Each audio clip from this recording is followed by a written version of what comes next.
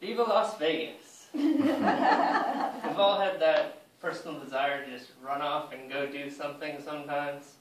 So tonight I'm going to tell you about how about 6 months ago me and my wife ran off and got married in Las Vegas.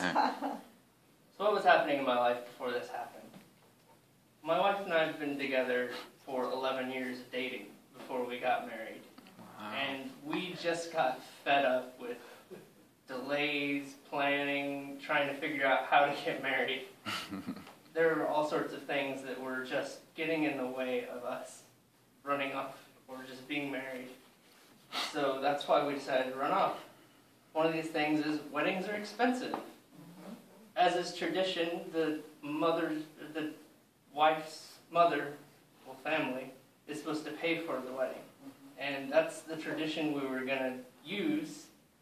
My wife's mother is a real estate agent, unfortunately, so we all know what happened to the real estate market. She wasn't doing too well in her business. She's very successful otherwise, but it just wasn't the right time to do it.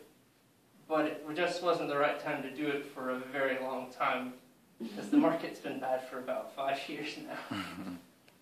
My parents also, my mother is a immigrant from Ireland. I'm first generation American technically. And she wanted to invite everyone from Ireland. My aunts, my uncles, my cousins, just people she knew over there. And my mother-in-law wanted to do the same thing over here, except they would be business people. And my wife and I just said, no, we're not having any of that. So what we did was we packed up our rental car. Of course, we got one with good gas mileage, and we started out from Dallas and drove straight through to Las Vegas. One sitting, no stopping for sleeping, just getting food, getting gas. When we got to Vegas, we checked into our hotel, took a little nap to rest and recuperate.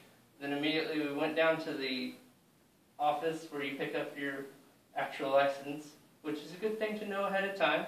Don't go to the chapel, because you have to have a license first. So go to the Bureau of Licenses first, and we got that. And then by 3 p.m. that first day, we were married. Wow. Good job. So there are some lessons we learned, well, I learned myself. One is, Vegas is a really neat place. I've never been there before, neither of us had, and it was really fun. We saw the Penn and Teller show, which is really entertaining. We played the slots and did some gambling, but you need to make more than one trip there, because it was really fun, and we only got the one trip for like a week. So if you do want to get married, don't get married at the Hollywood Wedding Chapel. This is where we got married, and it's the most stereotypical wedding chapel you could find in Las Vegas, other than, I think, the little white chapel. But it was atrocious, just how gaudy it was. It was kind of entertaining to do, and just to be married, it's very nice. But they were just trying to sell us things. There was no real enjoyment of the situation as you would have thought we could have had. And a really funny thing that happened to us is, as we were leaving, the chapel is attached to a motel. As we were leaving, someone going into the swimming pool was like, "Congratulations." It was just kind of like, okay. That's great. Also, another lesson we learned is, don't eat at the Palace Station buffet. That's the hotel we stayed in. There's 2 words I like to use, and they're food and poisoning. That's what we experienced. It was minor, but still, it was kind of a distraction from our fun Vegas vacation. But really, the most important lesson we learned is, if you want to do things, do it how you want to do it. We got back, our parents were upset, but they're happy we're married now, because we've been together for 11 years.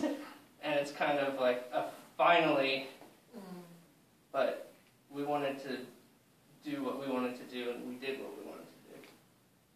So tonight, I told you about how we ran off and we got married in Vegas. And what I want you to take is that, remember, it's your life. do what you want to do. Don't let other people tell you what to do. All right.